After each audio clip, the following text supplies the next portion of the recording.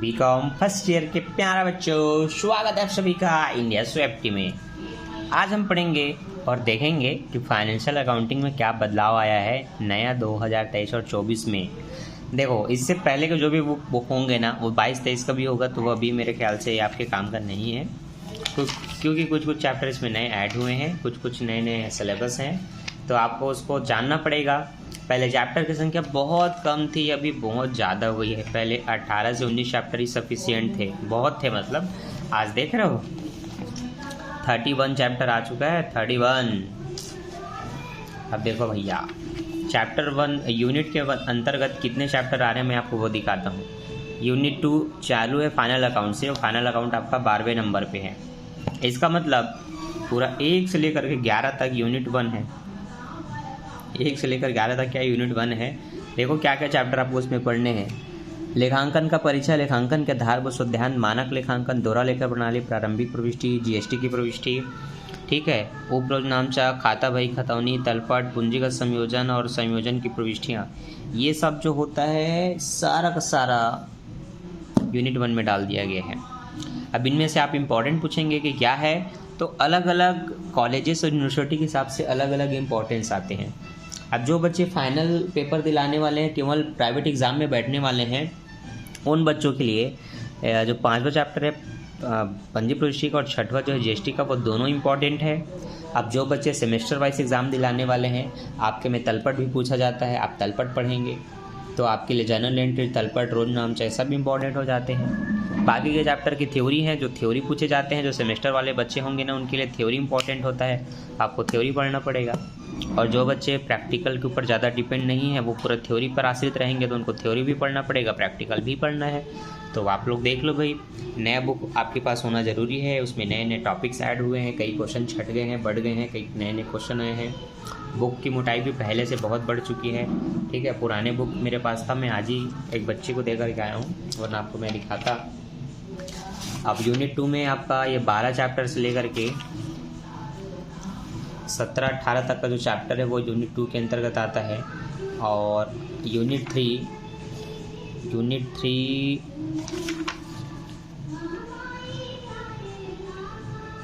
पता नहीं यूनिट 3 कहाँ शुरू हुआ है, इसका तो मुझे कुछ समझ भी नहीं आ रहा था। यही है शायद, लगभग यहाँ से यूनिट 3 है। और आपका किराया कर पद्धति जो है वो यूनिट 4 को कवर करता है, जो पहले भी था, hire accounting for hire purchase transaction, किराया क्रय पद्धति, ठीक है, हायर परचेज, ये आपका यूनिट 4 है 22 से लेकर के। और पहले के कई चैप्टर जो हट गए थे 12वीं के सिलेबस से, मैंने 2017 में जब पढ़ा था तो मैंने इस चैप्टर को पढ़ा था। प्रेषण के खाते, संयुक्त साहस, शाखा खाते, ये सब अभी ऐड हुए हैं आपके फर्स्ट ईयर के बुक में, तो ये आपको पढ़ना पड़ेगा ये यूनिट 4 के अंतर्गत।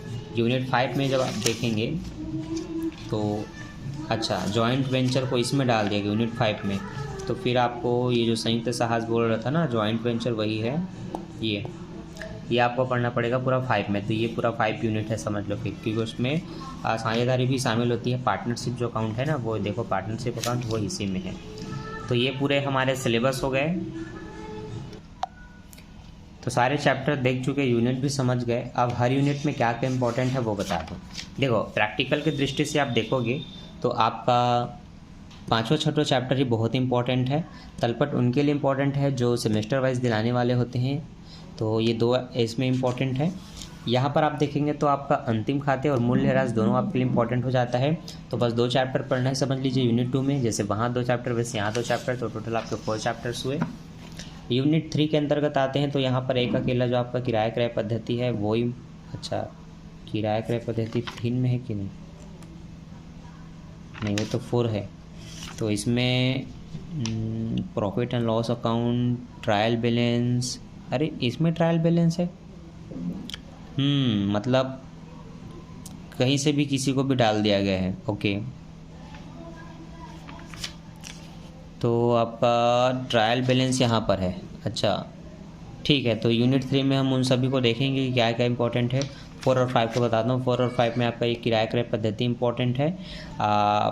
शाखा खाते सेमेस्टर वाइज में ज़्यादातर पूछे जाते हैं, तो उन बच्चों को शाखा खाते सीखना पड़ेगा, ब्रांच अकाउंट्स।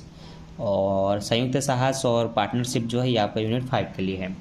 तो यूनिट 4 के लिए आप किराए का पद्धति हायर परचेस सीख सकते हैं, जिसके बाद आपको और कुछ सीखने की आवश्यकता नहीं है, इतने में आपका ये बन जाएगा। ठीक है, तो ये कुछ इंपॉर्टेंट चैप्टर्स बता दिए मैंने जिनकी फोकस आपको बहुत अच्छे से करना है। अब जो बच्चे थ्योरी वाले हैं वो लोग क्या करेंगे, जो बच्चे थ्योरी वाले हैं वो इनके अंतर्गत आने वाले चैप्टर्स की थ्योरी को पढ़ेंगे ज़्यादा अच्छे से। ठीक है, क्योंकि आपका पूरा नंबर जो है वो आपकी थ्योरी पर डिपेंड करता है। तो अभी मैं आपको यूनिट 5 का तैयारी करवा रहा था। अभी मेरे लगातार जितने भी वीडियो डले हैं वो पार्टनरशिप अकाउंटिंग के ऊपर बने हैं। तो कई बच्चे अभी उसको नहीं देखे हैं क्योंकि वो अभी उनके नहीं पढ़ाए जा रहे हैं। पर जो प्राइवेट वाले हैं ना, आप बिल्कुल उसी को देखो। बाकी जो रेगुलर जा रहे हैं वो लोग तो अपना कॉलेज के हिसाब से भी तैयारी करेंगे, लेकिन यूनिट 5 का आपका क्वेश्चन नहीं छूटना चाहिए, तो वो आपसे बनना चाहिए। तो प्लेलिस्ट में आप यहाँ पर आएंगे तो आप देखेंगे पार्टनरशिप डिसोल्यूशन बीकॉम फर्स्ट और क्लास 12 दोनों के लिए बना है। तो ये जो है इसमें मैं पूरा बना करके बता रहा हूँ कि कैसे फाइनल साझेदारी के समापन के क्वेश्चन बनते हैं। तो इस प्लेलिस्ट में आना, अभी तक 3 वीडियो डाला है, इसको आपको देख लेना है। और ऐसे ही आप अपने जो भी चैप्टर्स के देखना चाहते हैं फाइनल अकाउंटिंग के सारे वीडियो तो इस वाले प्लेलिस्ट में है। और इस वीडियो पे तो 30,000 से ऊपर भी व्यूज़ हो चुके हैं, और बाकी हर एक वीडियो बहुत पॉपुलर है, आप यहाँ से देख सकते हैं। अच्छे खासे व्यूज़ हैं हमारे वीडियोस पे। ठीक है, कमेंट भी बहुत प्यारे प्यारे आते हैं बच्चों का। तो ये देख ले रहा हो नाम वाम कैसे लिखा गया है, किस तरह से आपको सर्च करना है ताकि टॉप में मेरा वीडियोस मिले, है ना। ये आप देख ले रहे हो, पीटी कैश 2 कॉलम, ये सब पर वीडियो बन चुकी है। तो देखते रहो, सीखते रहो। बाकी अभी जो मैं चला रहा हूँ, अगर आप जो प्राइवेट वाले बच्चे हैं इसको देख करके तैयारी करते हैं तो कम से कम समय में आपका बहुत अच्छी तैयारी होने वाली है। ठीक है, तो चलो आते हैं पार्टनरशिप अकाउंटिंग में। अब देखते हैं इसमें क्या बदलाव हुआ है। तो साझेदारी फर्मों का विघटन, पृष्ठ नंबर 770। ठीक, चूँकि मैं अभी तक पुराने बुक से पढ़ा रहा था, लगभग उसमें 400 कुछ पेज में मेरे ख्याल से आ गया था, 400 से 500 पेज में। यहाँ तो 200 पेज एक्स्ट्रा जाना पड़ेगा, 700।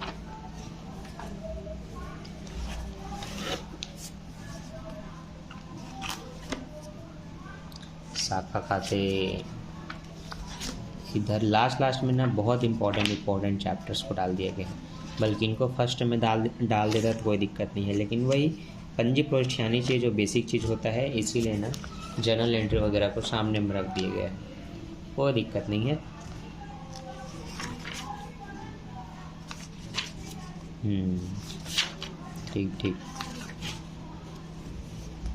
ठीक, बेसिक से क्वेश्चन स्टार्ट है, बेसिक टू एडवांस क्वेश्चन दिया हुआ है।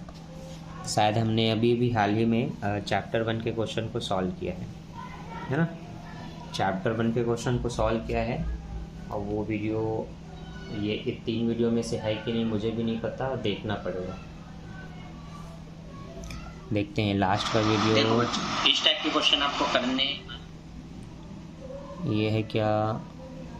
नहीं, ये नहीं है शायद, इसमें है क्या?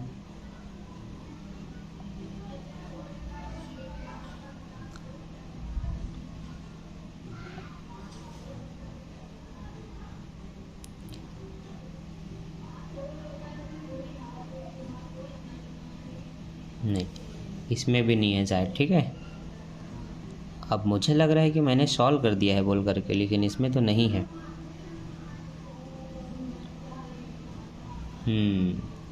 चलो, तो पार्टनरशिप में आपको आपके बुक का क्वेश्चन बताना पड़ेगा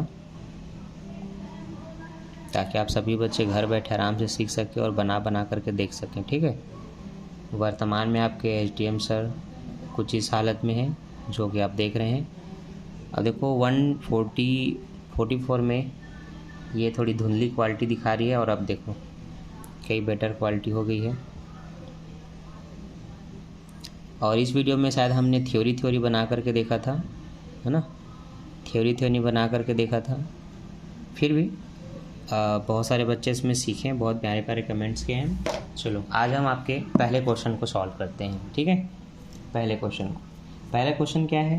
पहला क्वेश्चन में लिखा है AB साझेदार हैं जिनका समापन होने वाला है उस समय उनके लेनदार संपत्ति इतनी थी और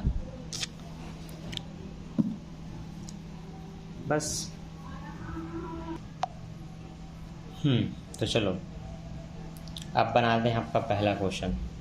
क्योंकि चैप्टर है साझेदारी फर्मों का समापन, तो वहाँ पर आपको बनाना पड़ता है वसूली खाते। क्या बनाना पड़ता है? वसूली खाते। तो वसूली खाते का जो प्रारूप है वो कैसे तैयार होता है उसको देखो, ठीक है। इस तरह से एक लाइन खींच लेना है और जस्ट उसके समानांतर एक और लाइन खींच लेनी है, ठीक है। समानांतर रेखा खींच लेनी है, ये समझो, ये कुछ इस तरह से। और ये लाइन आप हमेशा पेंसिल से खींचे, इसी से खींचे, क्योंकि पेन की स्याही हमेशा इस तरह से पोक देती है। फिर आपके हाथ को आप देखेंगे तो इस तरह से लाल लाल दिखेंगे। अब चूँकि वसूली खाता बना रहे हैं तो इसका कॉलम होता है विवरण राशि, ठीक है। उससे ज़्यादा कुछ नहीं होता।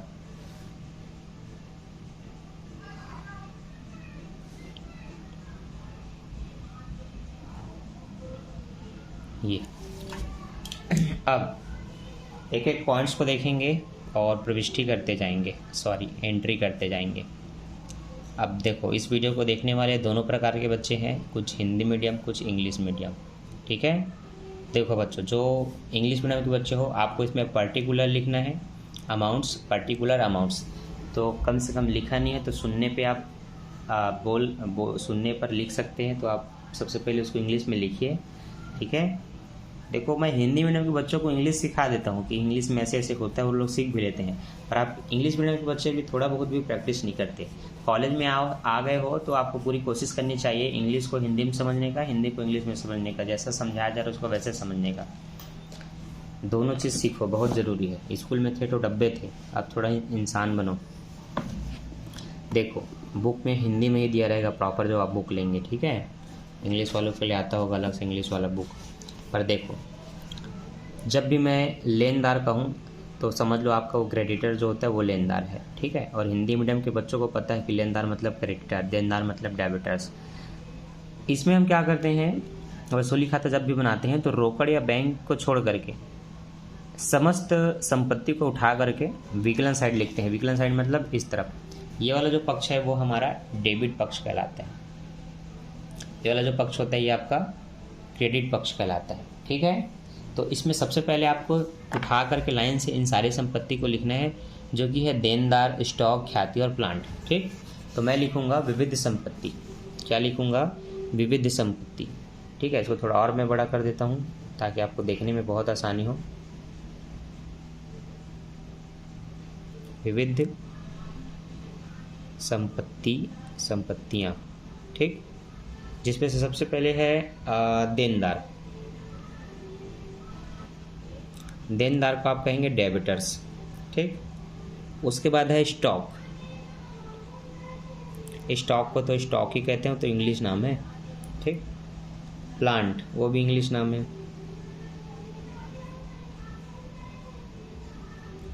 इसके बाद है आपका ख्याति। ख्याति एक हिंदी नाम है, इसको इंग्लिश में गुडविल बोलते हैं। क्या बोलते हैं? गुडविल। तो इस तरह से सबका नाम लिख लो और सामने में अमाउंट लिख लो। तो देनदार हैं आपके, डेबिटर्स हैं 10,000 के, और स्टॉक है आपका 40,000 का, प्लांट है 28,000 का, ख्याति है 8,000 की।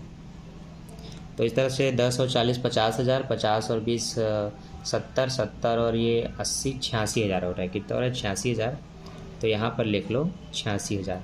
जोड़ने का काम आप अपने कैलकुलेटर में कर सकते हैं, नहीं तो फिर HTM सर जिंदाबाद। देखो, चलो आगे देखते हैं। संपत्ति को लिखने के बाद इस तरफ हम क्या लिखते हैं? जो हमने दायित्व का भुगतान किया, लेनदार को कितना दिया, ठीक है, इत्यादि। ये सब चीज़ों को ध्यान से लिखना होता है। कॉलम थोड़ा और बढ़ जाएगा। देखो, इस तरह से कॉलम को बढ़ा करके हमने रखा और यहाँ पर हमने लिखा रोकड़ खाता से। इसी को रोकड़ खाते से या बैंक खाते से भी लिख सकते हैं। तो रोकड़ खाता से हम लेनदार वगैरह लिखेंगे, और लेनदार हैं 12,000 के, ठीक है। कितने के हैं? 12,000 के। अब नीचे संयोजन में हम देखते हैं लेनदार को कितना दिया। देखो, क्वेश्चन पढ़ो ध्यान से। लेनदार है 12,000 का, क्रेडिटर आपके। संयोजन में बताया जाता है कि उनको कितना दिया या वसूली व्यय कितने हुए। तो देनदारों से 8,400 वसूल हुआ, स्टॉक से 36,000 रुपये हुआ, प्लांट को पुस्तक मूल्य से 20% कम, ख्याति से 12,000 रुपये, लेनदार को 5% कटौती कर भुगतान किया गया और समापन व्यय की लागत 1,200 रुपये आई। इस समापन व्यय को लिखने है और लेनदार को लिखना है। तो रोकड़ खाता से दो चीज़ों का भुगतान होगा, एक तो लेनदार मतलब आपका क्रेडिटर, ठीक, और दूसरा आपका समापन व्यय। ये एक्सपेंसेस है जो कि क्लोजिंग एक्सपेंसेस करके लिखा जाता है।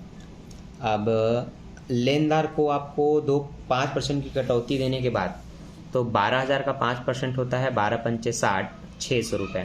तो 12,000 में 600 रुपये काटेंगे तो 11,400 आएगा। तो ये 11,400 लिख दिया मैंने, ठीक। और वसूली व्यय हुआ है 1,200 का, तो ये मैंने 1,200 लिखा। 11 और 1 12,600, तो यहाँ लिख लेना है 12,600, ठीक। इस तरफ आपको लिखना है विविध दायित्व। तो दायित्व में एक ही दायित्व है लेनदार। इस लेनदार की राशि पूरी 12,000 है, तो यहाँ पर पूरा 12,000 लिखेंगे। उसमें से कितना दिया कटौती करके उसको इधर लिखना होता है डेबिट साइड, लेकिन जितने के दायित्व होते हैं उनको इधर लिखना रहता है क्रेडिट साइड, ठीक। ये याद रखिएगा। पहले संपत्ति को उठा के लिख दिए, फिर कितना लेनदारों को या देनदारों को दायित्वों को कितना भुगतान किया उसको लिख दिए रोकड़ खाते से, और दायित्व एक्चुअल में कितने थे उसको यहाँ दिखाना है। उसके बाद वसूली कितना हुआ उसको लिखना है, ठीक है। तो वसूली कितना हुआ यहाँ पर बताया गया है। देनदारों से 8,400 वसूल हुए और स्टॉक से 36,000 रुपये हुए, प्लांट से उसके 20% कम मूल्य पर और ख्याति से 12,000 रुपये। इनको लाइन से लिख लेंगे रोकड़ खाते को बोल के, रोकड़ खाते को, ठीक। सबसे पहले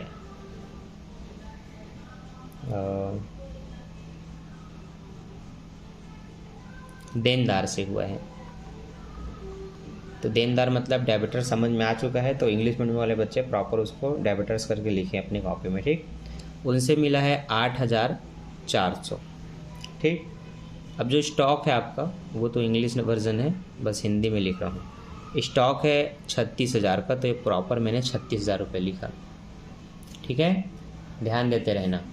इसके बाद अगला जो है वो है आपका प्लांट। तो प्लांट के जो मूल्य था उससे 20% कम में वो बिका है, मतलब उससे वसूली हुआ है। तो प्लांट है आपका 28,000। 28,000 का 10% होता है 2800, 2800 को दुगना 56, 27 दूनी 54, 28 दूनी 56। 5,600 इसमें से नहीं मिला, 28 में 5 गया, ये हो जाएगा आपका 23,000, 23,000 में 600 भी गया 22,400। तो यहाँ पर आप लिखेंगे 22,400, ठीक है। इसके बाद कितना है, इसके बाद ख्याति है आपका। तो ख्याति से 12,000 बोला है, तो ये पूरा 12,000 लिख दिया मैंने, और ख्याति पहले 8,000 का था। तो कुछ घटता है कुछ बढ़ता है। अब इस तरह से इनको जोड़ेंगे तो ये कितना हो रहा है, तो 12 और 8 है आपका 20,000, ठीक है। 20 और ये 42,000, 42 और ये 6 48,000, ये दोनों मिला के 800, 48,800। अब इसमें से आपको ये 30,000 को जोड़ना है, तो 42 और 30 72,000, ठीक। एक बार फिर जोड़ लेते हैं, मैं ही कन्फ्यूज हो रहा हूँ। 20 42 और ये 72 और 6 78,000, है ना, ठीक। 78,800 समथिंग कुछ हो रहे हैं, ठीक है। अब अपना कैलकुलेटर को भी प्रयोग करते हैं। जब भी मुझे डाउट होता है कैलकुलेशन में तब मैं कैलकुलेटर का प्रयोग करता हूँ, वरना मेरा पूरा प्रयास रहता है कि मैं नॉर्मली जोड़ लूँ, ठीक। तो सबसे पहले अमाउंट है 8,400 का, उसके बाद है आपका 36,000 का, उसके बाद है 22,400 का, उसके बाद है 12,000 रुपये का। तो 78,800 सही था, 78,800, ठीक। ये हो गया। लाइन खींच के इसको थोड़ा और बड़ा कर लेते हैं। अरे यार हाथ से टेढ़ा हो गया, ठीक, टेढ़ा हो गया, कोई दिक्कत नहीं। अब सारी पुरानी संपत्ति विकलन में लिख दिए, वसूली से जो प्राप्त हो उसको रोकड़ खाते को बोलकर लिख दिए, लेनदार जो दायित्व थे उनको उधर लिख दिए, जिनका भुगतान हुआ उनको इधर लिख दिए। तो बस अब आपका जोड़ घटाव का काम होता है। क्या होता है? जोड़ घटाव का। इनको जोड़ेंगे तो 78 में 2 देंगे तो ये 80, 80 और 10 90, 90,800 हो रहा है। ये आपका हो रहा है 98,600। ये कितना हो रहा है? 98,600। वो रहा है आपका 90,800। ठीक है, दोनों को घटाते हैं। ठीक है, तो 1 मिनट में पहले जोड़ घटाव कर लूँ। यहाँ पर भी डिजिटली रूप में 86,000। तब तक आप भी जोड़ घटाव करो अपने कैलकुलेटर से। 86,000 में 12,600 को जोड़ेंगे, 98 हो रहा है। उसमें से पहले 12,000 घटेगा और उसमें से फिर 78,800 को घटाएंगे तो 7,800 बच रहा है। ठीक है, देख लो 86 और 12,600 को जोड़े हैं, 12,000 और 78,800 को घटाए हैं तो 7,800 आ रहे हैं।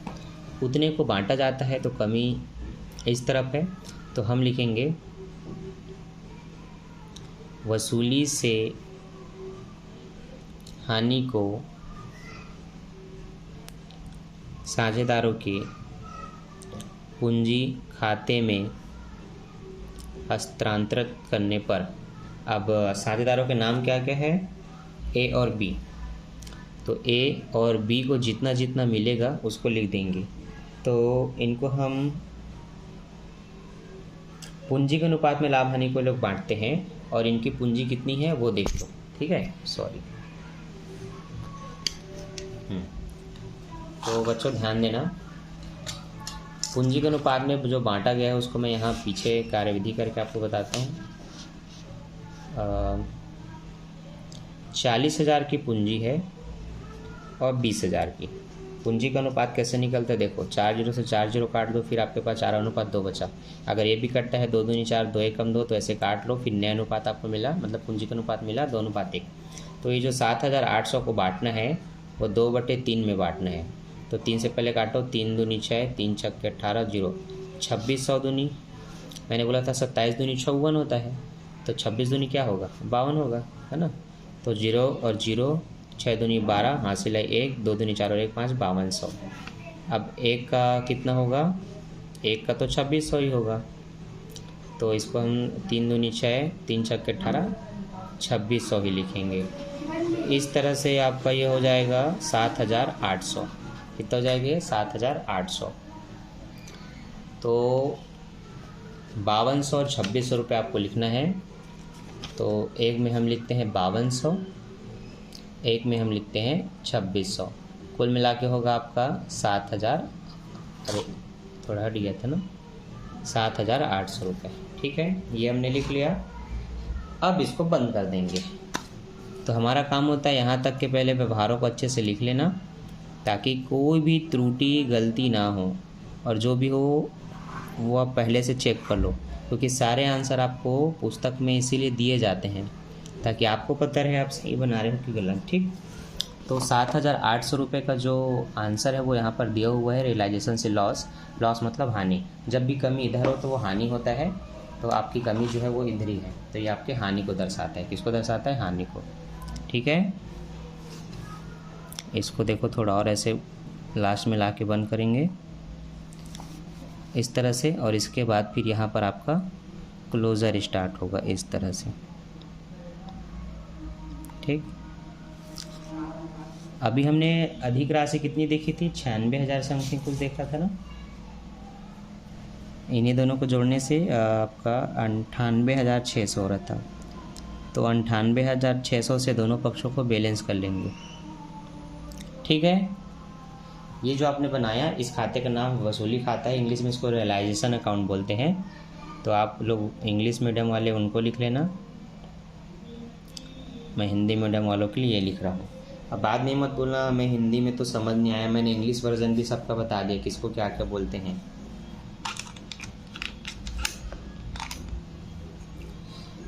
Loss transfer to partners capital account. ठीक है, ये लिखना इंग्लिश में। अब यहाँ से बनता है पूंजी खाता। क्या बनता है?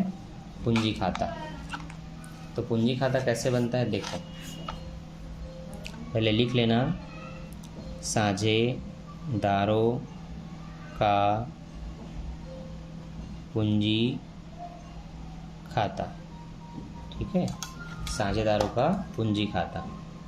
उसके बाद क्या करेंगे, यहाँ पर इस तरह से थोड़ा नीचे में प्रॉपर ऐसे पूरा लाइन खींचेंगे, ठीक है।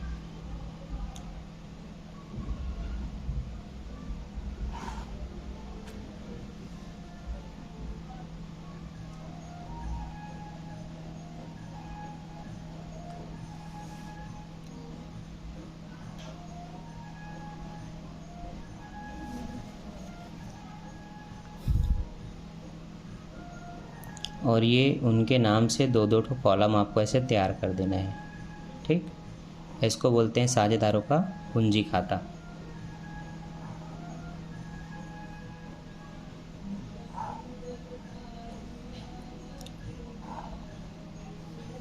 ठीक, कुछ ऊपर कुछ नीचे ये होते हैं, पता नहीं कैसे पर हो जाते हैं। ठीक, तो यहाँ पर आपको विवरण लिखना है। यहाँ पर आप लिखेंगे ए और बी, फिर से विवरण, फिर से ए और बी, ठीक है। तो पार्टनर्स कैपिटल अकाउंट बन रहे हैं इंग्लिश मीडियम के बच्चों। पर्टिकुलर ए बी ये लिख लेना। सबसे पहले क्या लिखते हैं वो बता रहा हूँ। तो सबसे पहले उनकी कैपिटल को लिखते हैं जो कि है पूंजी, है ना। तो उसको शेष लाया गया बोल करके लिखते हैं, बाई बैलेंस BD/CD करके लिख लेना। तो एक की पूंजी है 40,000, एक की पूंजी है 20,000 रुपये, ठीक है। ये बुक में दिया हुआ है, बुक मैंने आपको भी दिखाया था, ठीक। इसके बाद इनको जो भी वेतन वगैरह लाभ वगैरह मिलना उनको लिखते हैं। तो फिलहाल तो इनको हानि हुआ है, इसको लिखेंगे वसूली से हानि बोल के।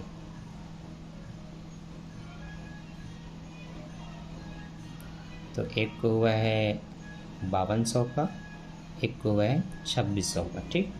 और इनको क्या है, जो इनके पक्ष में जाना है, जो इन्होंने लिया हो, तो ऐसा तो इसमें कुछ भी नहीं दिखा है जो इन्होंने लिया हो, ठीक है। ऐसा कुछ भी नहीं है जो इन्होंने लिया हो। तो 40,000 में इसको घटा देंगे। 40 में 5 जाएगा 35, 35 में 200 भी जाएगा, तो 35 में 200 जाएगा तो 34,800 आएगा, ठीक है। तो 34,800 रुपये दिया हुआ है। तो शेष ले गए बोलेंगे, अच्छा शेष नहीं बोलते हैं, रोकड़ खाता से बोलते हैं, इनको उतना पैसा देना होता है तो रोकड़ खाते से, ठीक है। इन दोनों घटा देंगे तो इसका आ जाएगा 34,800, ठीक। तब दोनों को जोड़ेंगे तो कितना होगा, मिला के 40 ही होगा। कितना होगा, 40। और इसका 20,000 में इसका 2,000 जाएगा तो 18 में 600 गया 17,400। तो दूसरे का आंसर दिए 17,400, ठीक। ये आपका कंप्लीट। हाँ, इसमें और कोई तामझाम नहीं है, बस हो गया जो होना था।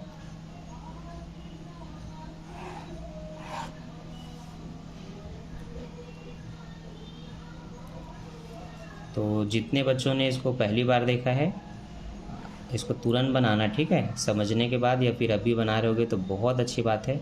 मैं तो खुश होता हूँ ऐसे बच्चों से, तो देखते हुए बनाते हैं, एटलीस्ट सीखते तो हैं प्रॉपर तरीके से। जो केवल देख देख के सीख रहे हैं वो तो भूल भी जाएंगे। जितनी तेज़ी से आप सीखेंगे उतनी तेज़ी से आप भूल भी जाएंगे। अब देखो, ये वाला आंसर भी आपको इसमें दिया रहता है, इसको देख सकते हैं, ठीक है। इस तरह से देखो, ये 34,800 और ये 17,600 रोकड़ खाते से भी, ठीक। अब इसमें एक ऋण भी है तो ऋण खाता भी बनता है।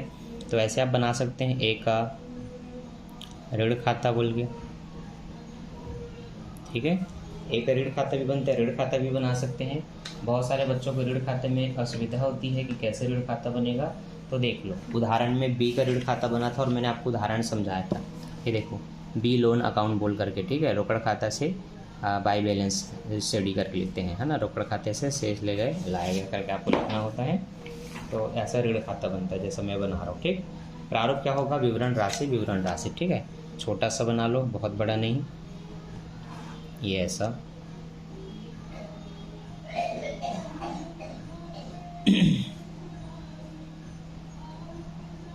ठीक। ये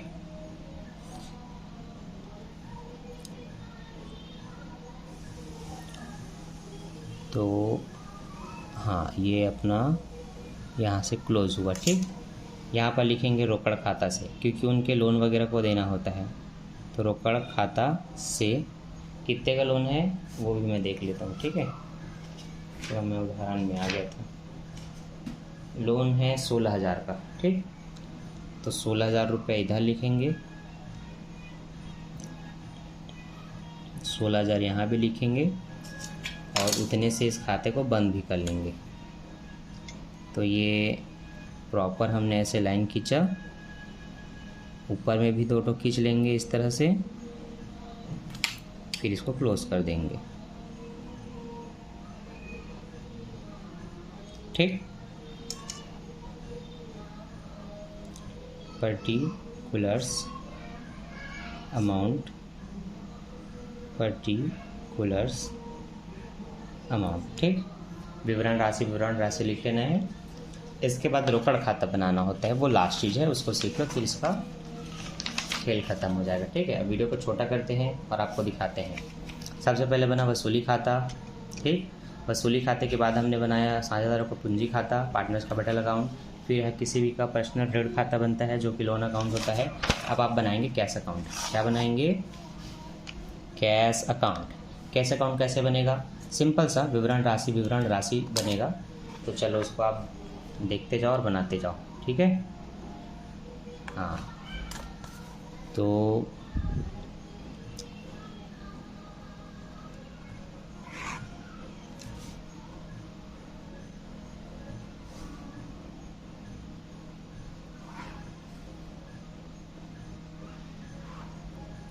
ये एक लाइन तैयार हो गई जिसमें ये वाला पक्ष रोकड़ का रहेगा, ठीक।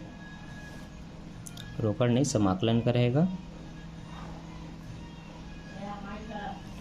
और मैं कोशिश करूँगा कि जितना हो सके कम से कम लाइन का खींचूँ, ठीक है। चूँकि रोकड़ खाता है तो शुद्ध हिंदी में लिखूँगा रोकड़ खाता। इंग्लिश मीडियम के बच्चे इसको लिखेंगे कैश अकाउंट। क्या लिखेंगे? Cash account. विवरण जो लिख रहा है उसको पर्टिकुलर लिखना, अमाउंट लिखना, विवरण लिखना, अमाउंट लिखना, ठीक है। हिंदी में राशि लिख लेना। चलो सबसे पहले क्या लिखते हैं? शेष लाया गया, विकलन साइड। और वो क्या होता है?